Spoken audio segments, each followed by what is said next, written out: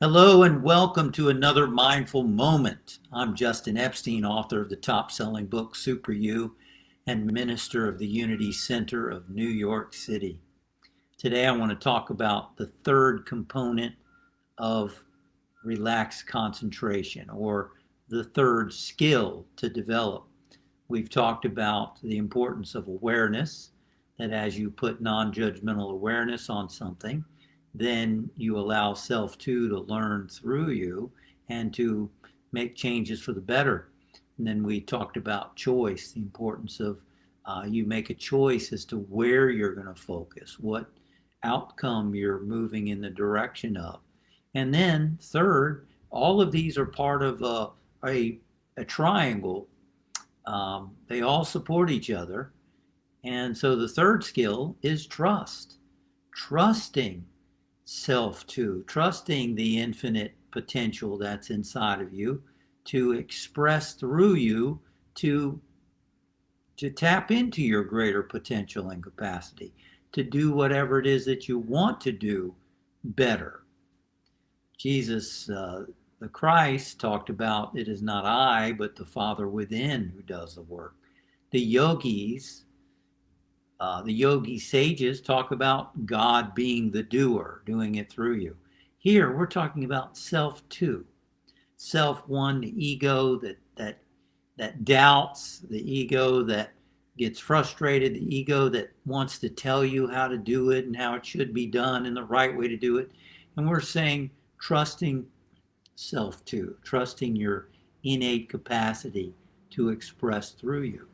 Look at a child. A child before the age of 5 is trusting. They learn how to, we all learn how to walk. We try, we get up, we fall down, we laugh, we giggle, and we feel like we can do anything we want to do. We have confidence. And then at a certain point, then we start getting undermined, conditioned to not trust ourselves anymore. So it's very important that we trust that the capacity that's gotten us to where we are in life, the capacity to be productive, to accomplish what we need to accomplish, is still there and will work through us in whatever situation we're in. I read a story recently, Judy Carter, the comedian and also author and professional speaker. She talked about how for years she was learning how to snowboard. And all during that time, her biggest problem was getting off the ski lift. Have you ever been on a ski lift? It could be a little sensitive, getting off that ski lift and skiing down, in this case, snowboarding down. She said every time she did it, she would fall and often would take the people on the ski lift down with her. She said it was pathetic. And she would, before she would get off, she would recite in her mind. And first she would take deep breaths. She would recite in her mind what she needed to do, point to where she wants to go, keep her balance and so on. And every time she would fall. One day she wasn't paying attention. She got distracted. Notice that. She got distracted. And then on top of that, and it was time to get off. On top of that, a little girl had fallen in the lift chair in front of her. So what happened? She had no time to think, no time to breathe, no time to recite her mantra of what she should do. And somehow she got around that child and she ended up on her 2 feet. And her point was trusting your instinct, that she had the capacity to do. And when I read that, I was like, that's exactly what we're talking about here. Trusting self too. You could call it instinct. You could call it spirit within you. You could call it, you could try to learn how to talk. You could call it whatever you want to.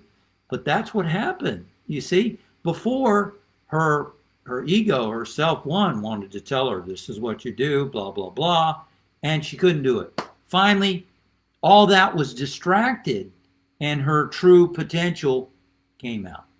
That's what we're talking about. Self-to potential, your capacity in whatever it is that you're doing. The other day I played in a golf tournament,